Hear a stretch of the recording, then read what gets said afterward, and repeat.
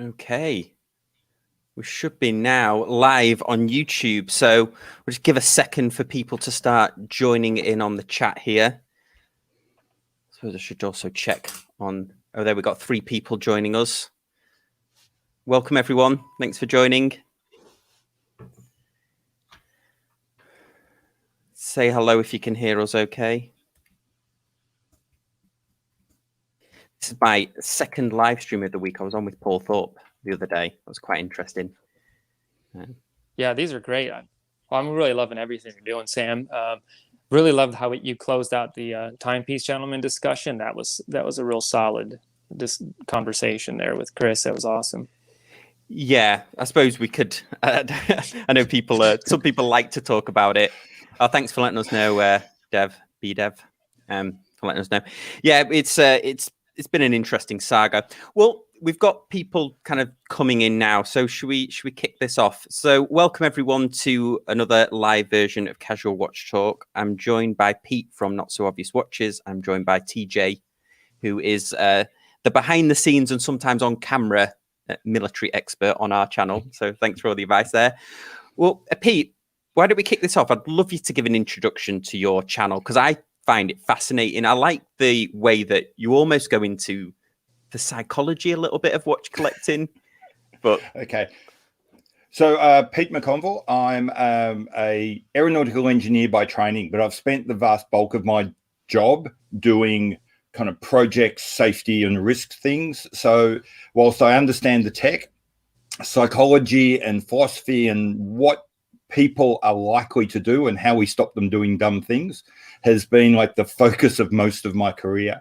And I brought that to watches, where I sort of thought there's a lot of people who seem to take the really kind of the obvious answer out of what they see on YouTube, which is lacking a lot of nuance anyway. And one day I got so annoyed with what I saw, I actually grabbed the GoPro off the front of my bike and recorded myself and threw it up on the internet, and was stunned that a few people watched it and I got good comments. And so I kept doing it. And a year and a half, 2 years later, here I am with Not So Obvious Watches on a live stream. It's not kind of where I expected to be, but yeah, that's me. Where did you come up with the name, if you don't mind me asking? There's an expression in Australia. I don't know if it's used somewhere else, but we just talk about the not so obvious, and we're looking for the not so obvious answer to something. And what I just found was, if you look at YouTube or Instagram, you just see the same watches over and over again, the same topics over and over again. And I just found myself thinking, can't we do something that's not so obvious? And so then Not So Obvious Watches was born, which gets me in strife every time I review a Seiko. Someone will come back and say, there is nothing more obvious. I'll take that. That's fair. Yeah, and then TJ, thanks for joining us. Always glad to be here, Sam. I suppose I gave you a bit of an intro, but was there anything I missed out?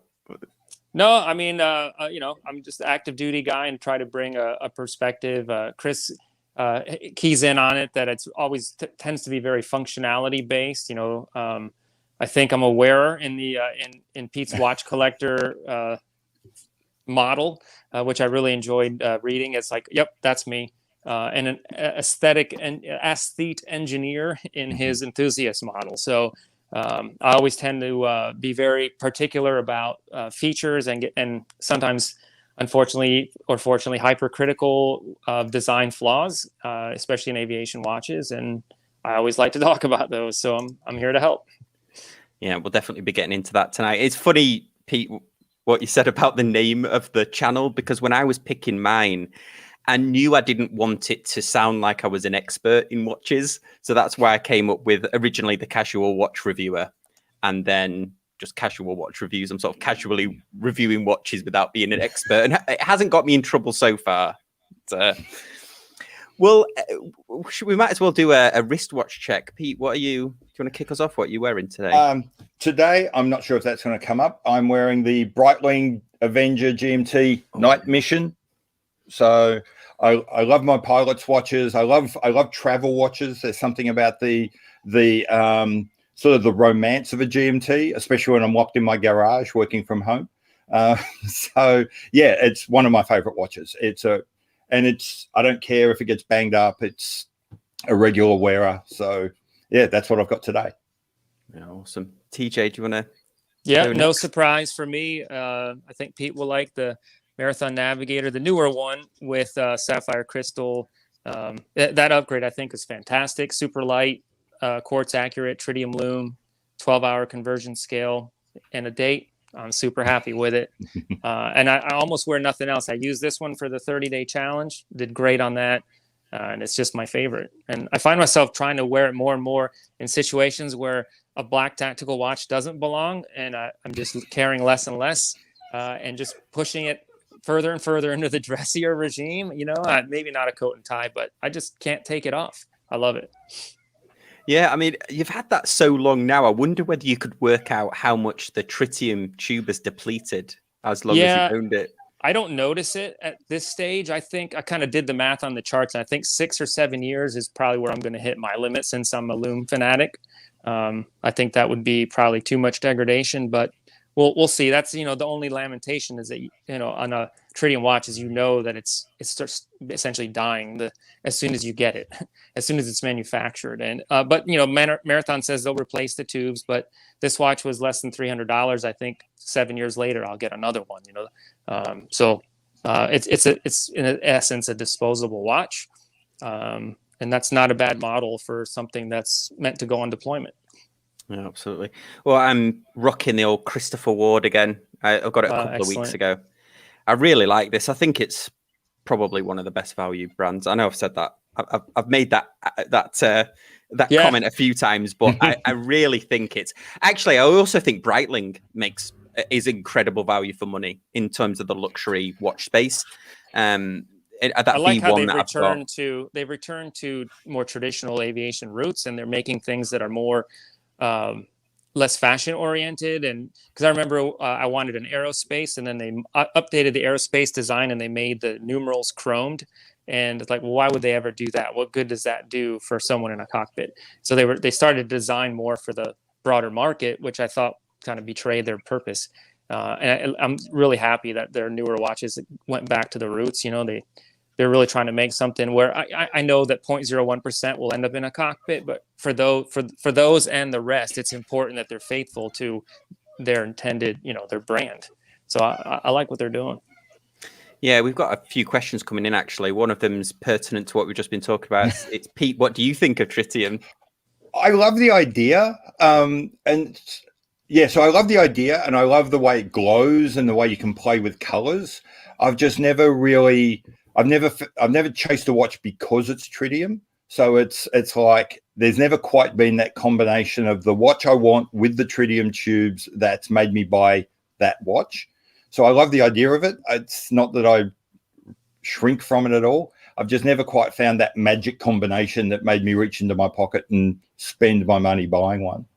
But I do love the funky colors, the fact that it always works and that it doesn't run down. I find that traditional lume, people get really excited about it, but it's actually only a bit of a party trick for the first 15, 20 minutes. And then after that, you may as well not have any.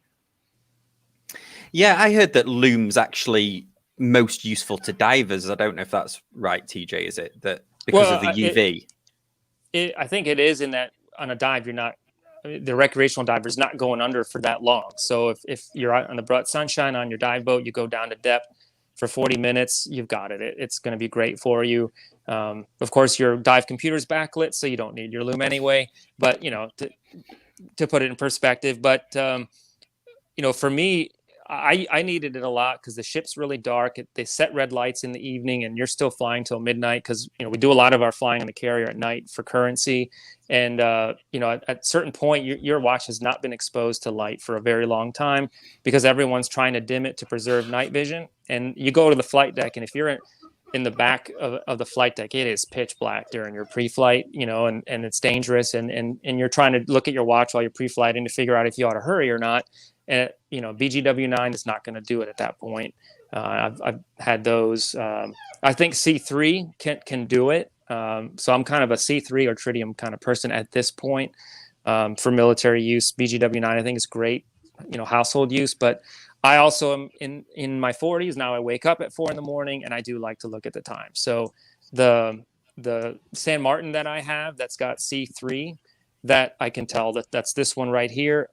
That's really well put C3, and I can tell the time very clearly at night at 4 o'clock in the morning.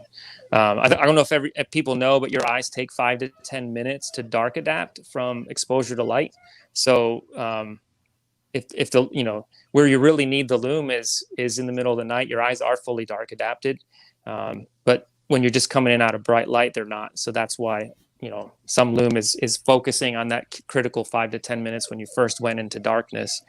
And the reason I talk about that is because the night vision goggles, that's we have to get into that sort of theory of how to treat your eyes. But the only thing I'd say about tritium is it's weird to see it on $2,000 watches, because it's weird buying a watch where you're buying a lume that will expire well early in the life of the watch. So for me, it's only a Marathon Navigator $300 thing. I would never buy a luxury watch with tritium. That's interesting. So like Ball and yeah, I don't think get it's only really Ball, isn't it, that uses tritium at those high end.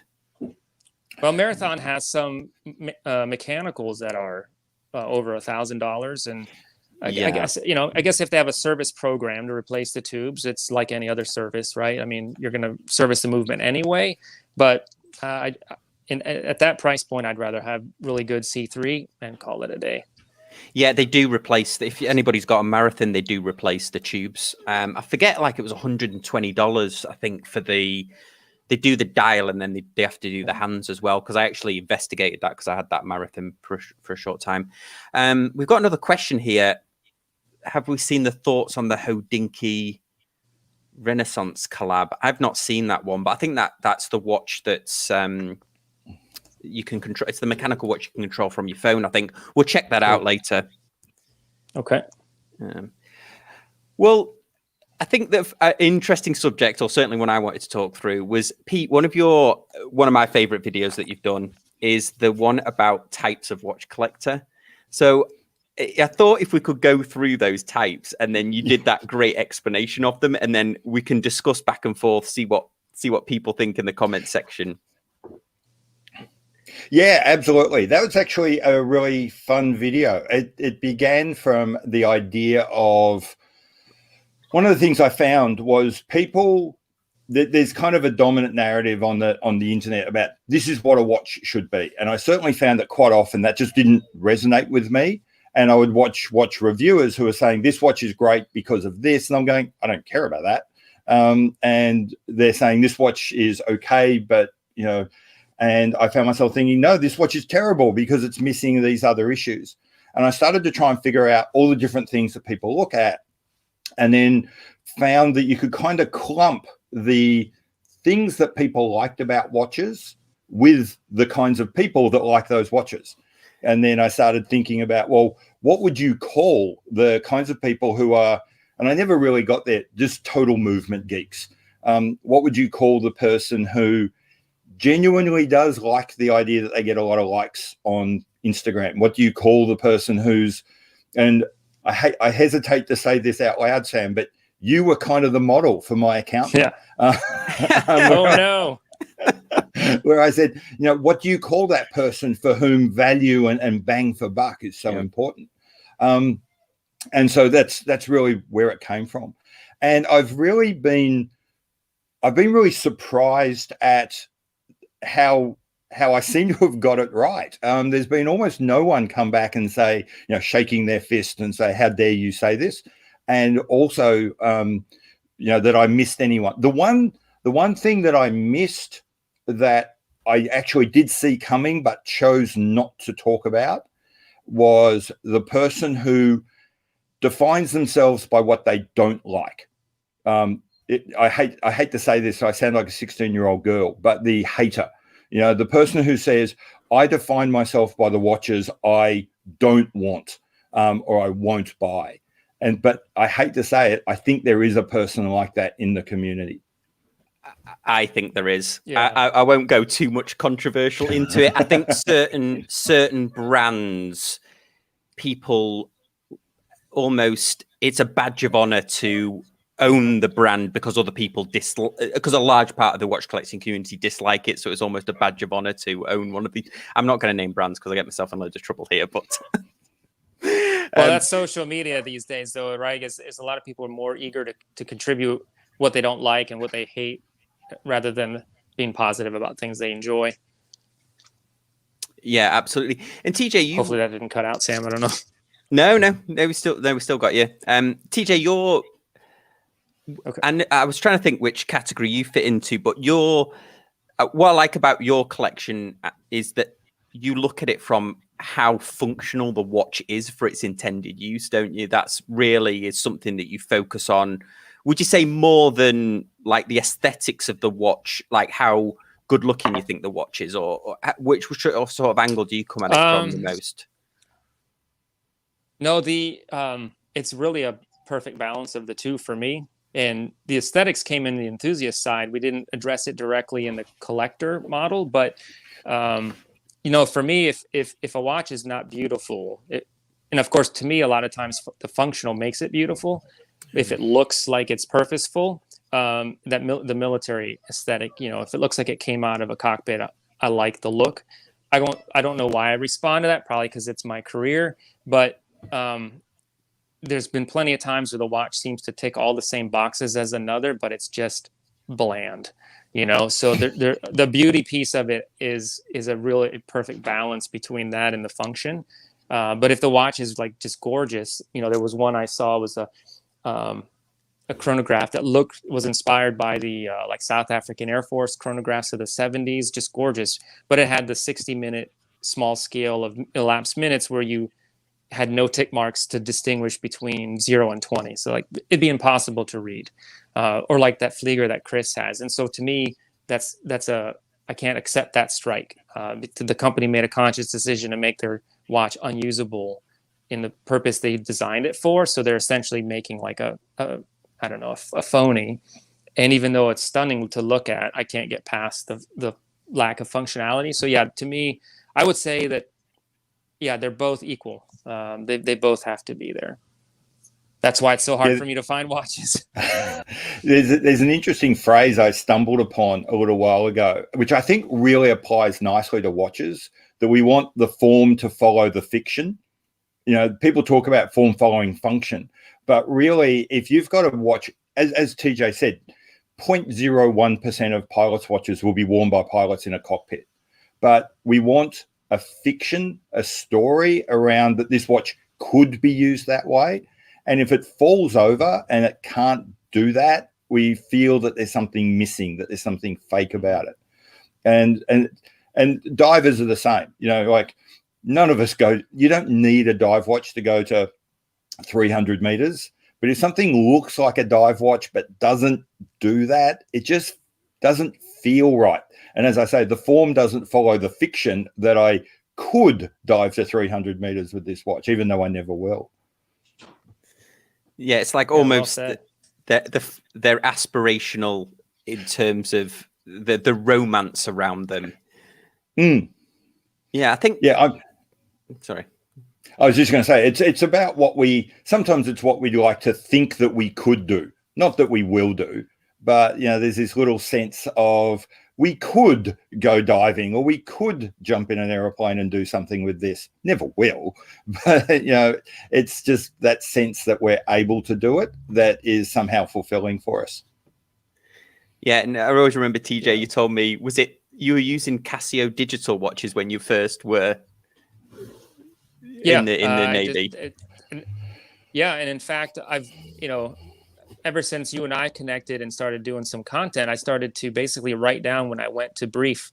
I just start looking at wristwatches down in the jet training squadron, and I would see mostly Garmin and Suunto multifunction digital watches, and then Casio G-Shock style Timex. An occasional Citizen, an occasional Hamilton. There'll be a random pilot with just about anything, but 90% fall in the first two categories of just really utilitarian watches.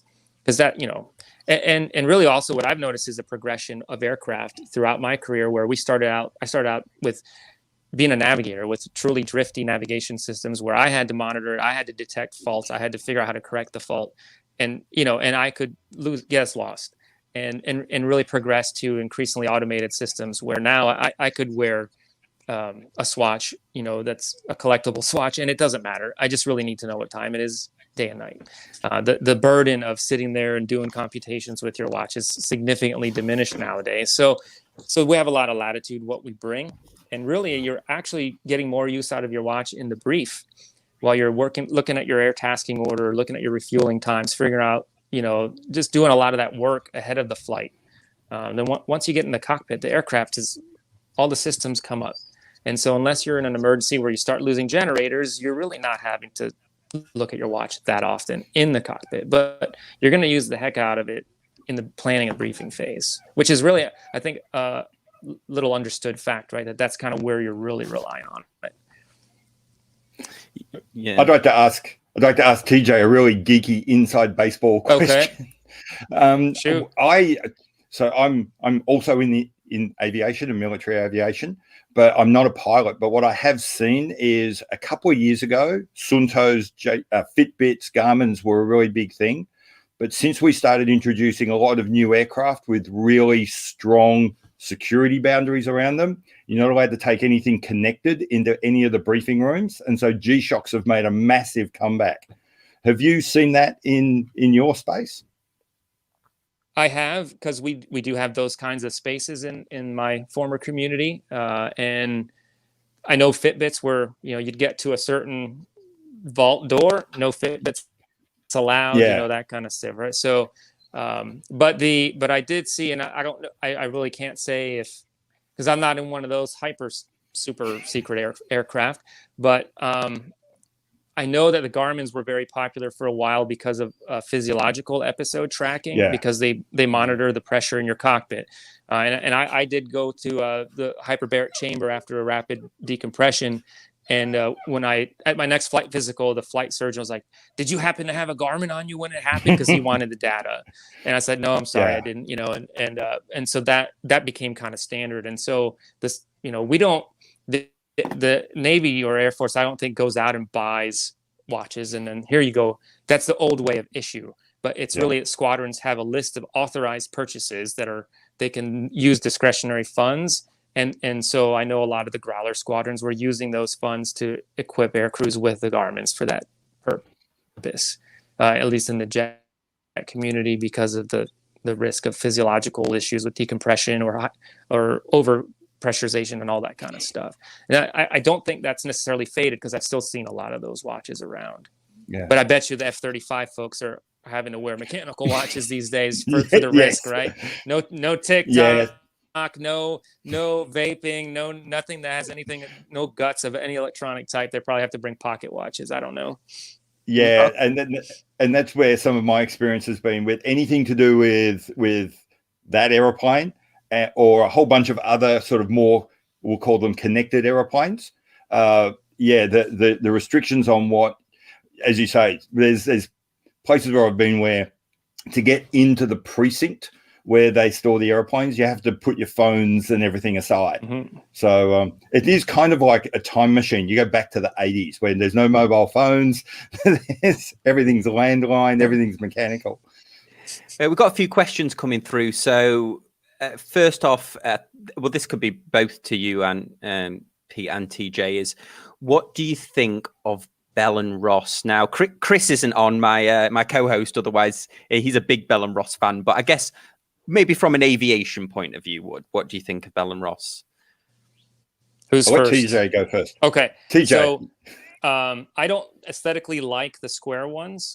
I know that's a big one. I absolutely aesthetically love just about everything else. Any chronograph they have, or some of their more simple three-handers, their GMTs, they are beautiful. They're a bit pricey, but boy, I love them. I would absolutely love to have one.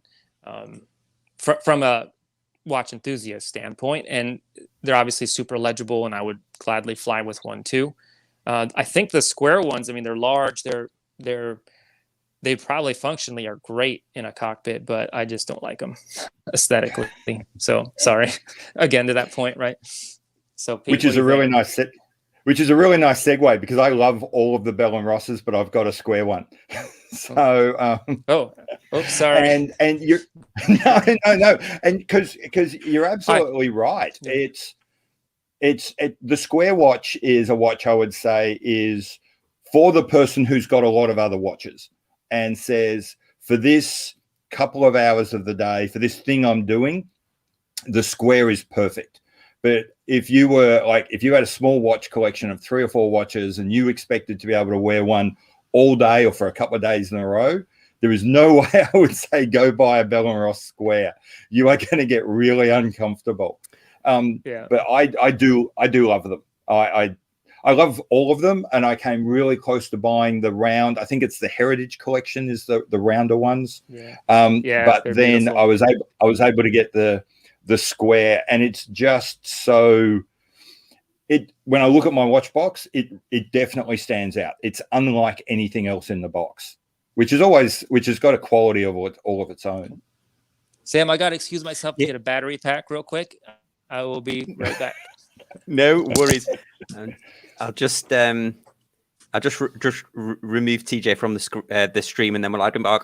But yeah, guys, if you've got any questions about aviation watches, keep them rolling in. We're having a few conflicting opinions about the functionality of watch. We've got Jeremy, who says that since he knows it's not, he isn't using it for that function, it doesn't really matter to him. And then Romy, who's been a long time subscriber, says that he has gotten rid of a lot of watches because of their lack of function, silver hands on a white dial or non-functioning chronographs and many more. So got a few conflicting opinions about whether function for purpose. Effects, And that conflict is kind of going, taking us back, is kind of where that post I did about the different types of watch enthusiasts came from. Is this idea of 2 people will look at the same watch and love it, sometimes for totally different reasons, or one will love it and one will hate it for the same reason. It's quite often it's less about the watch and more about us, and really that's where I came from for that post. Oh yeah, absolutely. And I know I'm wearing a Christopher Ward, and I'm amazed by. This isn't a plug. They didn't send me this. I bought this with my money. Just so, this isn't paid promotion. I'm amazed at. Yes, just no little paid promotion. I'm amazed at every time I do a review, the logo of a Christopher Ward. It doesn't matter where they put it. Sometimes if they put it at 12, sometimes if they put it at this one happens to be at 9, or if it's on the other side.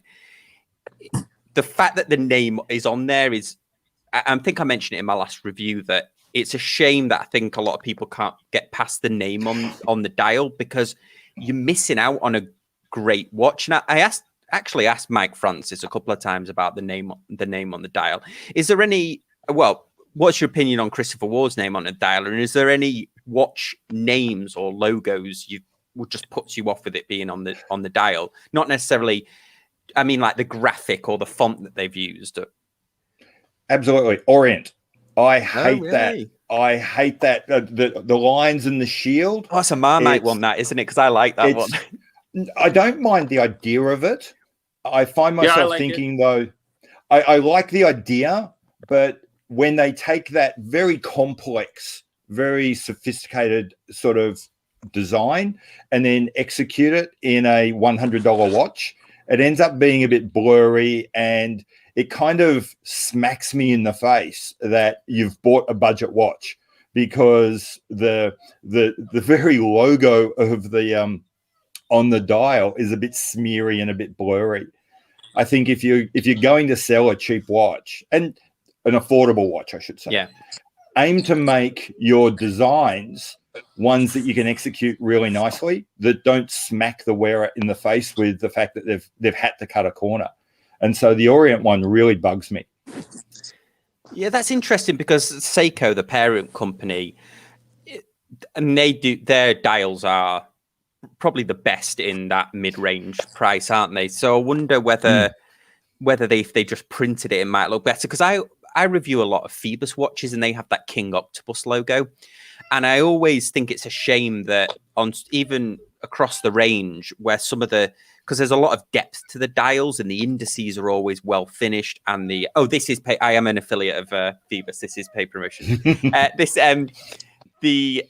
But they always print the logo on, and I think it's a shame because usually the dials have a lot of depth to them. But I suspect that's for the same thing, Pete, that it would be very hard. Yeah, it's funny. I think we sometimes kind of lose track, and a lot of us don't know, the sort of the economics of making these pieces. I got really struck by something I heard once on a video with Nick from Fears Watches. He made this sort of very quick remark that the hands on one of his watches actually cost more than the movement. Yeah. And I found myself thinking, I wonder what that means for things that like unique, made just for you, blued indices or those sorts of things, and how where does actually the money go, and do we really understand how to judge value for money when I don't think we understand how watches are costed particularly well? I totally agree with that. There's an interesting YouTube video, not by a watch guy. I think he takes a broken Rolex and he smelts it down into its metal components, and it's, as you suspect, there's like nominal gold in there. There's like $200 worth of gold in it. It's nowhere near a troy ounce or like a tenth of an ounce or something. Maybe it's a tenth of an ounce, but yeah, you're right. It's where are the components going? Because you would think as a watch collector and a watch fan, or maybe even if you didn't know that much about watches, you would think, well, it's a mechanical movement. That feat of engineering must be where the majority of the cost goes. But yeah, you're right. It's that Fears brand in general. What Nicholas has done with it is just fascinating. 175 years they're celebrating this with a little break, he says, with a little break in between. You're not a real watch company unless you've had a little break somewhere. I know. Well, I quoted him the other day in the podcast because I like that phrase. He says that they survived the Blitz, but they couldn't survive the quartz crisis. I thought that was quite interesting because the shop got bombed twice, I think, in the World War II. But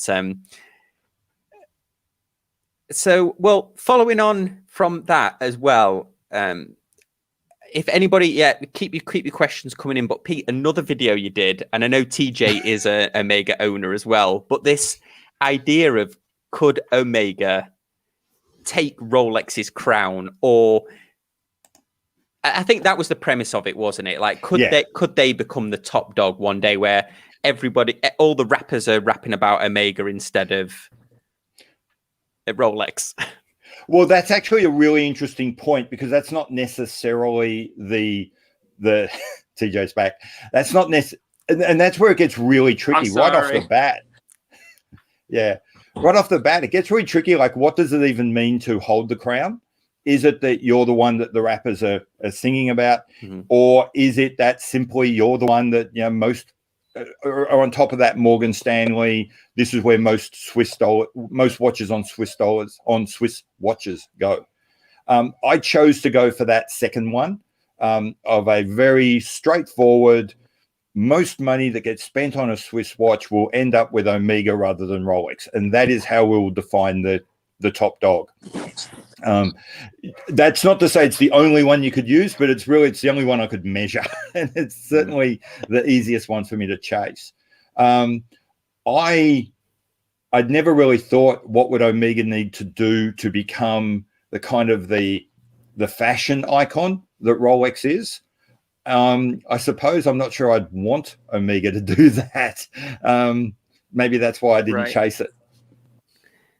Yeah, what do you think on that, TJ?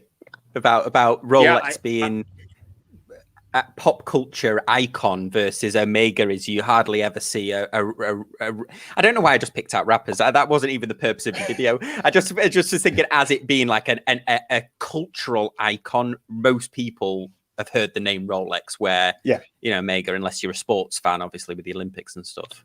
Yeah, well, I'm sure Omega doesn't like that. They want to be the cultural icon. When I bought them, I specifically wanted them because they weren't.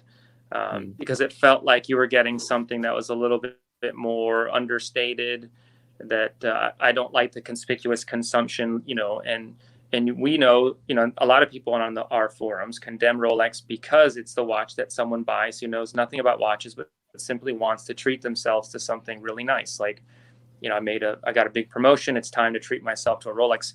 They do that culturally, not because they're a watch lover.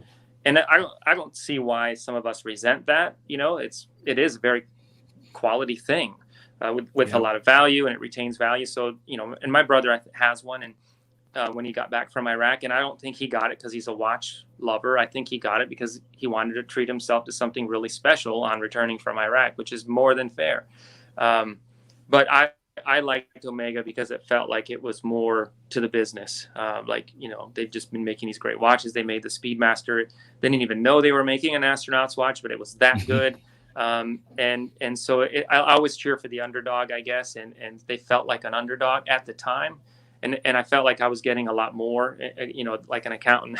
I thought, the $2,600 Speedmaster at the time was, to me, a better choice than a $5,000 Rolex.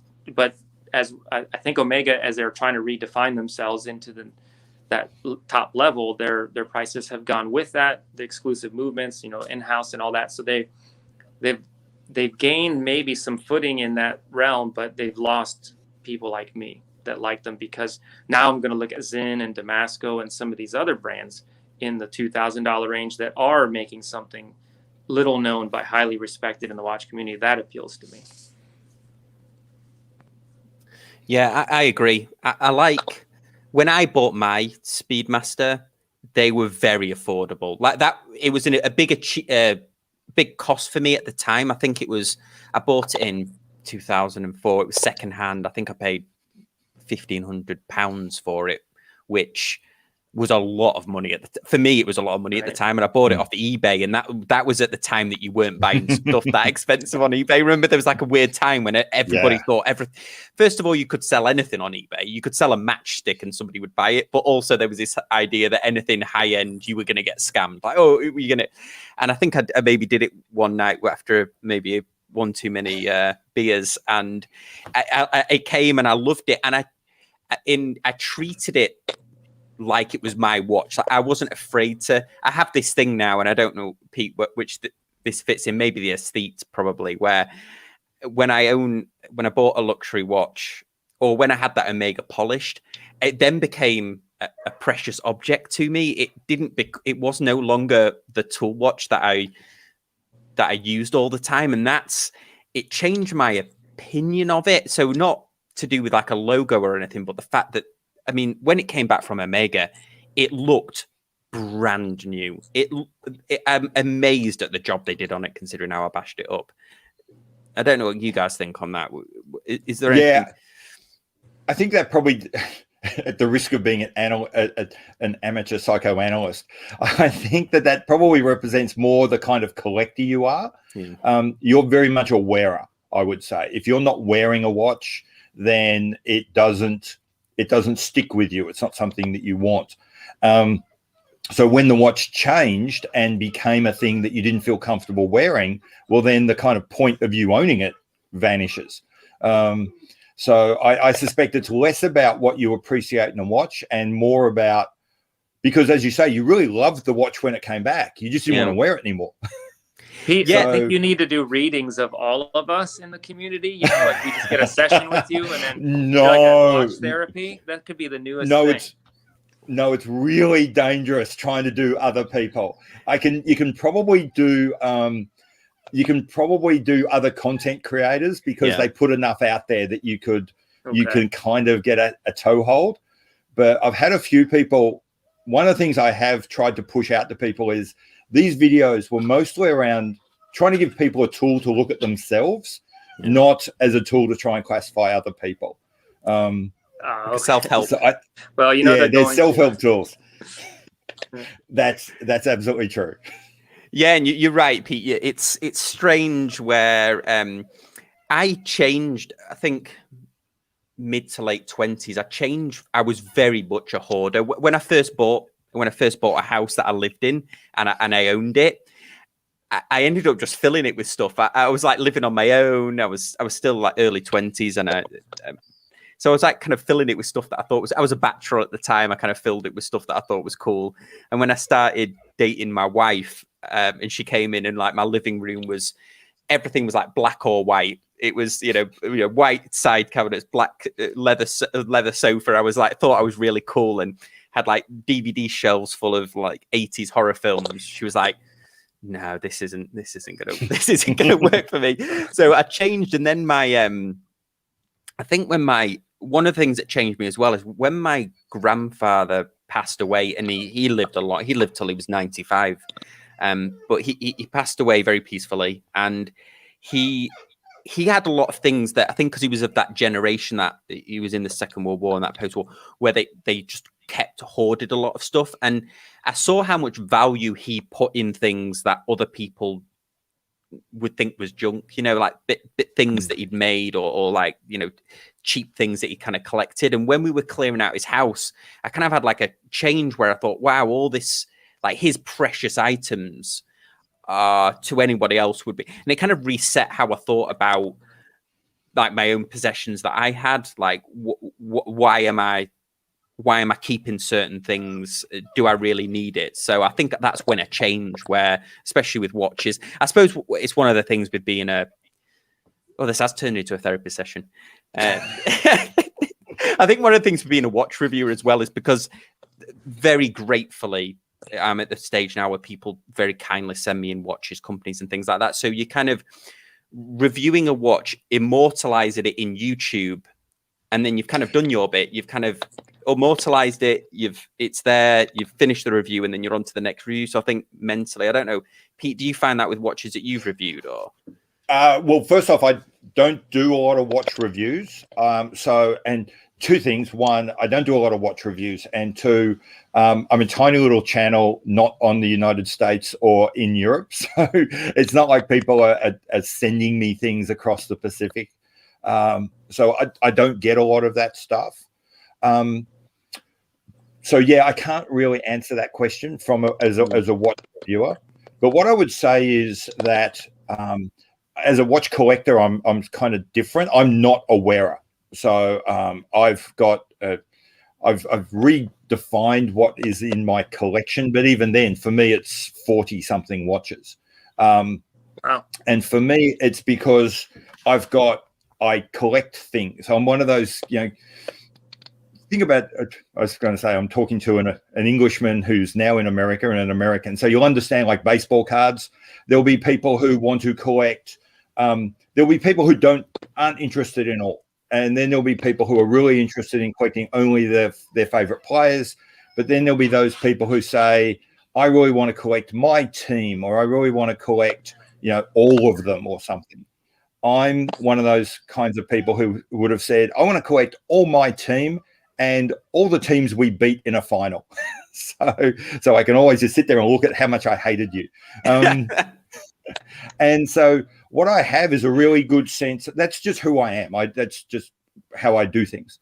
And so what I do with watches is I sit down and go, well, what do I want my collection to be? And then there's only very specific watches that fit what that is. That doesn't mean there's not lots of other watches I really like. For example, I really like the Omega Speedmaster. I think it's a fantastic watch. I have no hesitation in recommending that to someone who was thinking of going there. But it's not a watch I ever want to own because it doesn't fit into my collection in any way, shape, or form. It doesn't complete any of the little sort of ideas I have for what I want to be. And I have found people really struggle with that when you explain to them, I love this watch. I think it's fantastic. It's just not something I want.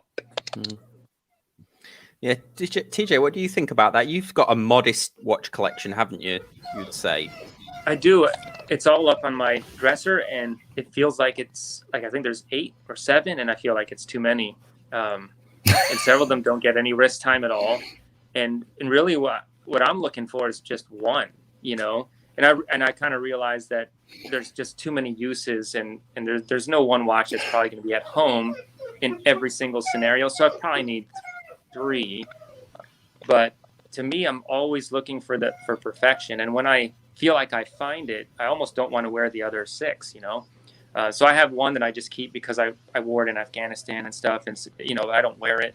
I've got the Speedmaster and the Stova Flieger. Those are going to the kids. I wear the Speedmaster now and then when I get dressed up, but I actually just wear almost just 2 watches. I have a dive watch. The battery's dead, and I haven't replaced it because I just wear the computer when I dive, and then I've got a chronograph that I wore in my growler qualification. That means a lot to me, but I don't wear it a lot lately because it's BGW9. It's just not quite bright enough, but it means a lot to me, and it's actually quite functional, and it's beautiful. So, but my needs are so narrow that I'm just exhaustively looking every day. My phone knows to search quartz, military, pilot, C3, 40 mil, and the perfect one I want doesn't exist yet. So to me, this searching for this near perfection is sort of like is my enjoyment. I almost hesitate to find it, but is that a new category I get great for you? joy from things that cost less than $300 like this. So it's a very different experience from Pete's. Because I think Chris talks about how don't feel like you have to own one of this and one of that and one of that. Like you don't have to build a collection where like someone tells you got to have a diver and a dress and a chrono. Like if you don't like chronographs, don't get one. And so and it doesn't sound like Pete that you put a burden on yourself to say, well, the community says I must have a gold something, so I'm buying a gold something. Like what you like. I'm curious, what is that? What is your team, if you will? Oh, this is the part of me that's kind of I often wonder if I've got some kind of ADHD because there isn't one. I actually collect right now. I would say I have 4 collections. So I collect. The primary one that I've invested most effort into is vintage Alpinas. Why an Alpina? It was the second watch I ever bought. I kind of liked it. I did some research into the company. The company had a really interesting story that really appealed to me. I jumped on Chrono24 and saw that there were quite a few very cheap vintage watches. So I bought one. And then I sort of bought a second one for $200.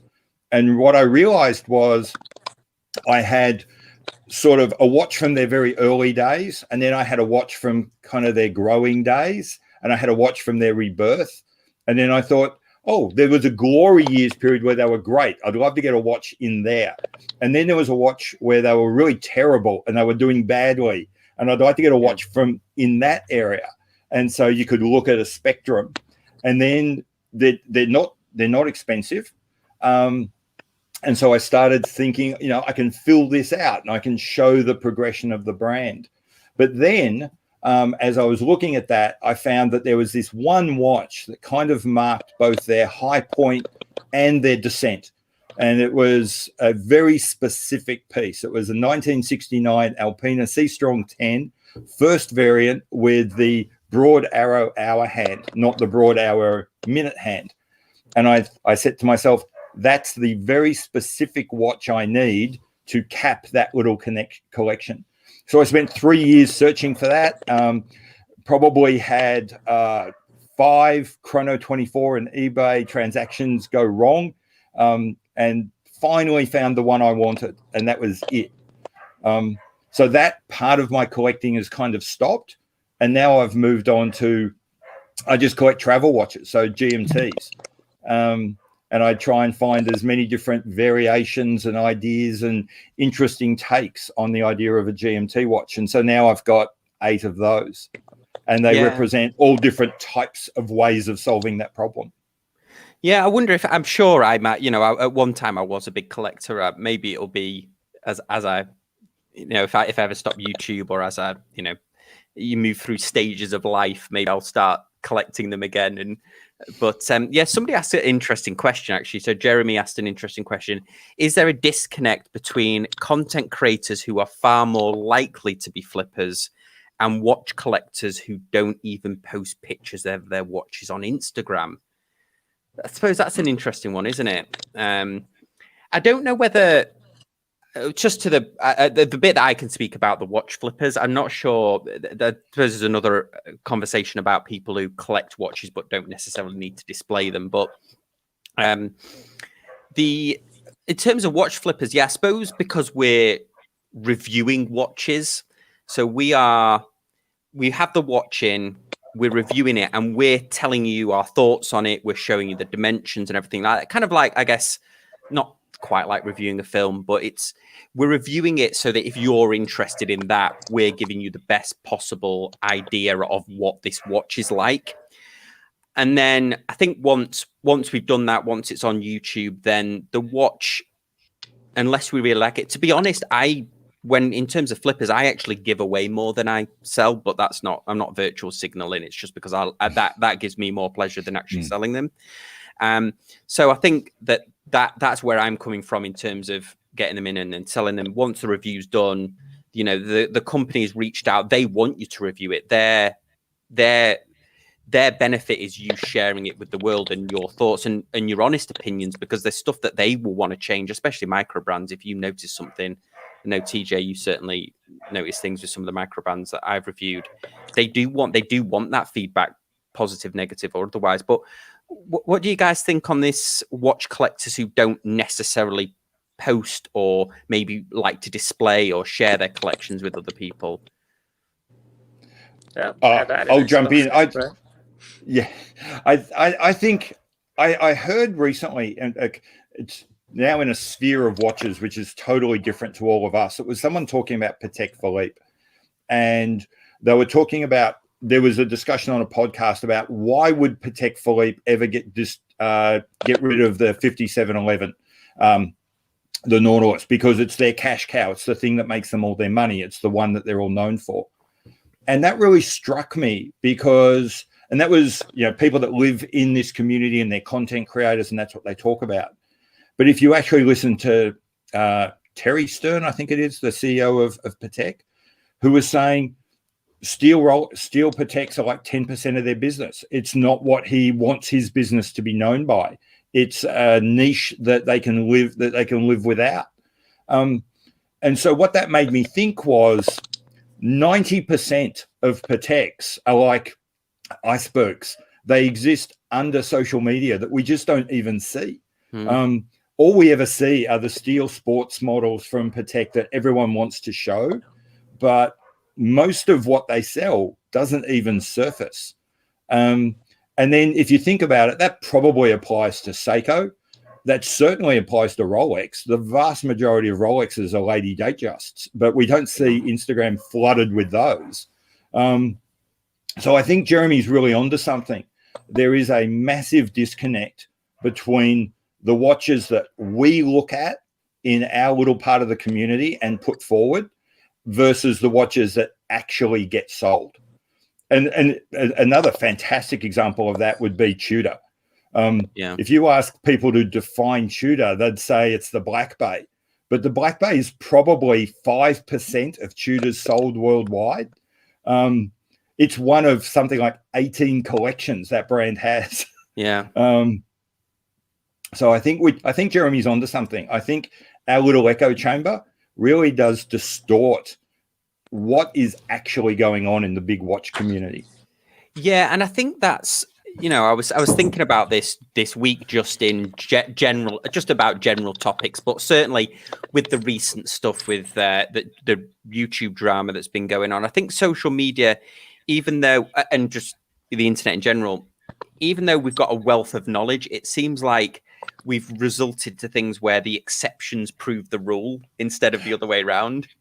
Yeah, and it's like a weird shift. It's like usually it's the exception shouldn't prove the rule, but everyone's like, whoa, just in general with everything. And you're right, maybe just because we're focusing on certain models or, this idea that TGV kind of made the SKX 009 popular again and things like that. It's an interesting perspective. Yeah, I mean that's a really. No, you go on, TJ. Well, the disconnect too, I think, is going to Pete's models, right? So I like Sam because he's aware and I'm aware. So the reviews, the content that I hear on casual watch reviews is resonates with me. And so some of it is just finding the content creator that's got your style of collection and your style of enthusiast. And although we do, I think, have multiple voices, goes, towards a curator or a neophile or whatever. And one of the other commenters talked about that, I think was BDev, mentioned that some people start out as accumulators. It's not even a category. It's almost like it's the hoarder. I've got to, I love this hobby. I'm going to start getting stuff. And it's just a matter of buy. And there are actual YouTube content creators that are geared to helping that person get, I think some of the videos are like how to get a whole collection for under $1,000, like get your diver, get your chronograph, get your wristwatch and all that, and they have those. So I guess my point is, at the end of the day, if someone's feeling a disconnect with content creators, they probably have found a content creator that's a different collector type, or than they are. Don't necessarily leave that person. You'll learn something. I do enjoy interacting with the other categories. I don't know who in our group, Sam, is a player. I'm excited to meet them because that category sounded fun. But you know what I mean? There could be a disconnect there. Yeah, I do know a couple of players, and it's one of them actually is. It is interesting because the line between being a player and being a dealer, in some ways, it's kind of close. And at least one player I knew, so he was just an amateur collector who really enjoyed the game of saying, I bought a watch at X, but I sold it at X plus. And then you realized I could make some serious money doing this. And so sort of crossed that line. And now he splits himself in half and says, I have my own watches that I buy for me. And then I have watches that I buy purely to play the game and to, have a little bit more money for a holiday or something. Yeah. But yeah, there are people. I think there's a lot of people going dark for 7 days being a player. I think that's misjudging your community. Yeah. Let's see if we've got any more questions here. We've got Pete, what do you consider your most interesting GMT in your collection? I'm always intrigued by your Zin 105. That's tricky. I would say the most interesting one for me right now, because it changes, is I won't say vintage. What I'll say is classic, because it's from the mid-90s. So it's not old enough to be vintage, but it's certainly not modern. Is a Girard-Perregaux Traveler 7000. And the reason why it's fascinating for me is, and this is something interesting picking up on what TJ said, it's really only made a GMT watch. It's like the original GMT Masters. It's only made a GMT watch by the bezel. It's got the old style 24-hour hand that you can't move independently. And so to make it a GMT watch, what you have to do is you set the time. The GMT hand is where it is. You can't move it. But then you have to move the bezel to line up with the other time zones. And so you end up with two bezels that point in different directions. And the little quirk about that is it's the existence of those kinds of GMTs that the language of the true GMT was developed for. Because a true GMT is really any watch where you can set the GMT hand independently of the main hour hand. Because people have forgotten that there was a history before you could do that. And they've forgotten that once upon a time, GMT watches, the hour hand and the GMT hand were stuck together. They couldn't be separated. Yeah, and instead they've repurposed that whole idea. Yeah, and like the world time bezel, I've reviewed a few where with the world time on the actual bezel as well, which is a really, really interesting. And then a follow up from that, James, man after your heart, Pete, said, I was already a collector of other things before watches. It's just that the watches are a more expensive habit. I'm on board. I've been a collector of cars before, and I can tell you that they're certainly a lot smaller and easier to carry around.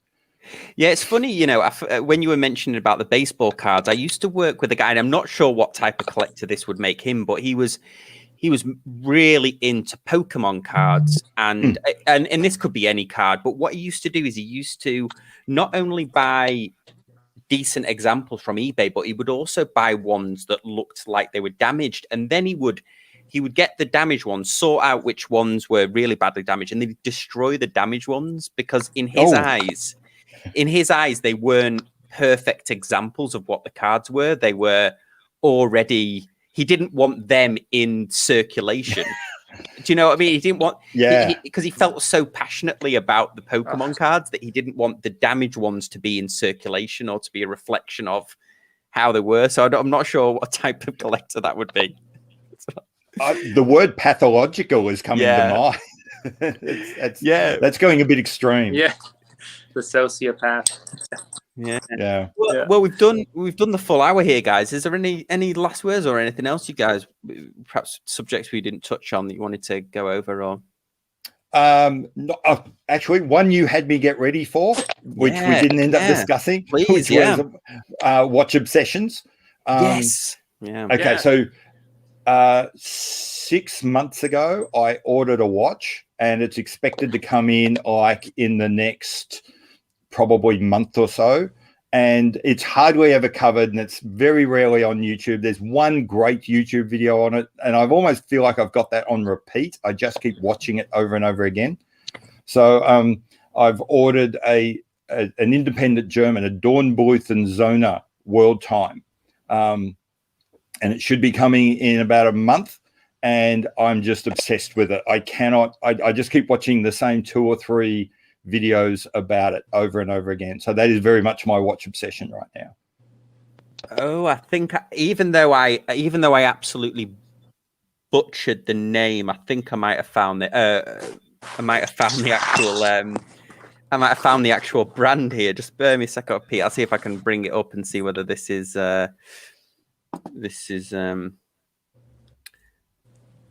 is it this site? Yes. Yeah.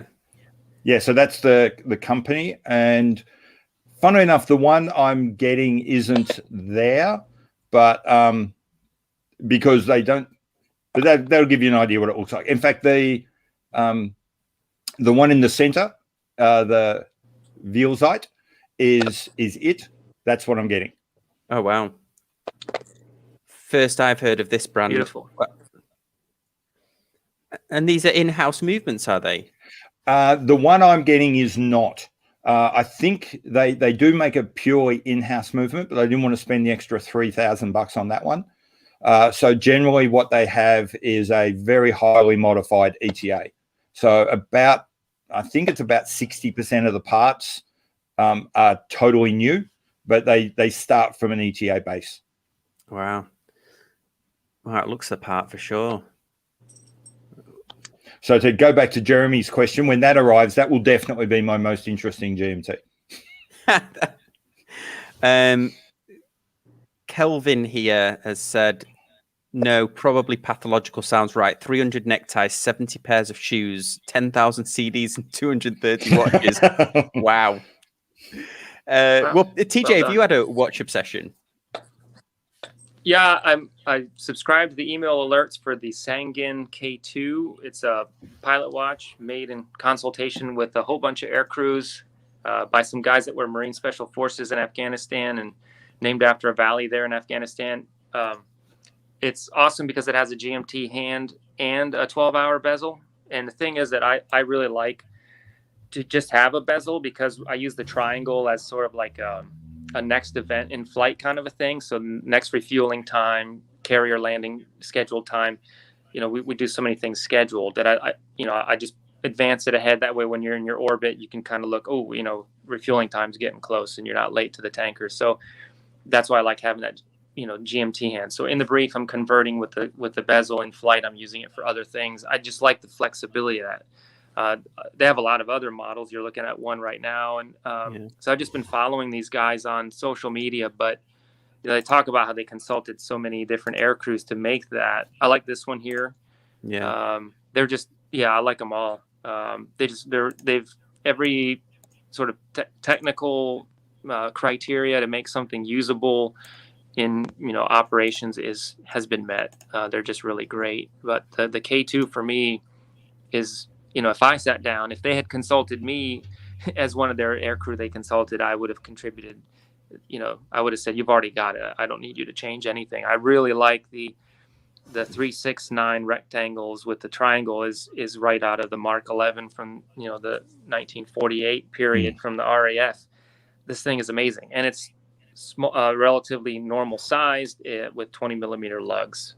So I'm completely in. I'm in love, and I just hope that they send me an email that they're available. Where are they? Are they made? Do they have them sort of assembled somewhere else? Is it a US company? Is it, or is it?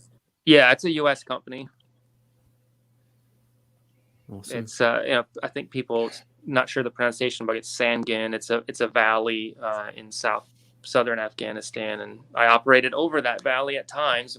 Most of my work was further north and northeast, but we did go down there some bits in 2009, and so it just it just resonates with me. There's a lot of the narrative of the story, but the aesthetic of the watch is all business, and the tool watch look, it's completely nailed it, and the functional piece. So it's a hat trick for me. I want one. Yeah, I suppose about round this out. I've not really had a watch obsession, but I have been confused about a watch.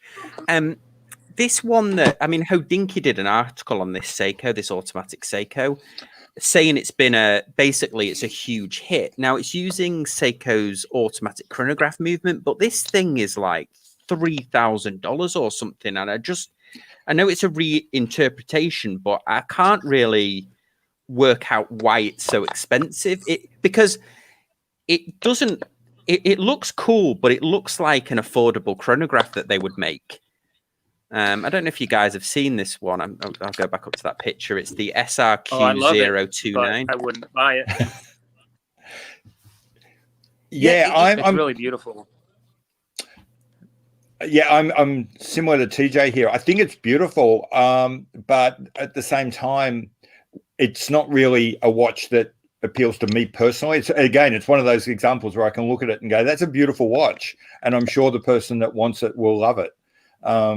But at the moment, there's nothing really singing out to me about it. I'd seen this article, but I hadn't really. And also, Seiko chronographs aren't just something that leap up at me. When I think of Seiko, I don't think of Seiko and chronographs. Yeah, and TJ, what do you think of this doubling up of the numbers? That's what sticks out to me. You've got I noticed that right away. It's, I can't say that I like it very much, but I mean the whole thing. It really works, and I like Seiko chronographs because they were very popular in the U.S. military in the Vietnam period. Guys would get them in the BX, like in Japan on their way into Thailand or whatever bases they were, or Guam. They were sold at our exchanges, and among Speedmasters and Breitlings, the Seiko sports like the Pogue were super popular. And so they're historic. And my favorite watch of all time is the RAF Gen 2 and the Gen 1, but the quartz ones that Seiko made for the Royal Air Force are the most visually pleasing and functional, just beautiful. I totally want one, but no one's making a reissue of it that's spot on yet. If they did, I would be all over that. Those are just gorgeous. So yeah, but $3,200, no, thank you. Yeah, it's funny how we pick up on little details that some of us like and some of us don't like. I'm a big fan of dates at the 4:30. I think that's where dates should be. And I absolutely love it when they reorient the numbers so that it's, even though you've moved the date to the 4:30, it's still actually vertical. Yeah. And so that's just a little thing that whenever I see that, I smile inside and think that makes me happy. Yeah, I really like that as well. And when they don't, if the date is at 6, I mean, on this Christopher Ward, it's at the traditional 3 o'clock, but they haven't sacrificed the indices. But I forget which watch I did recently. It was a Christopher Ward where they put the date at the 6 o'clock, but they didn't sacrifice the indices, so it still had a significant part of the indice. And you're right, it orientated at 6, so it was. Yeah, I love 6. Yeah. What's great is Yeah. when I have a watch with Arabic numerals like most pilot watches, and it's at 6 o'clock, right where the numeral would be. And when the date is the 6th, there's just something about it. You're just like, yes, it's one of those like satisfying things. I notice it every single month. Like, oh, harmony, it's beautiful. Yeah, it is. Sorry, that notion, Sam, that you were talking about whether the date or the date should cost you an indice or an Arabic. That's one of the reasons why I like them at 4:30.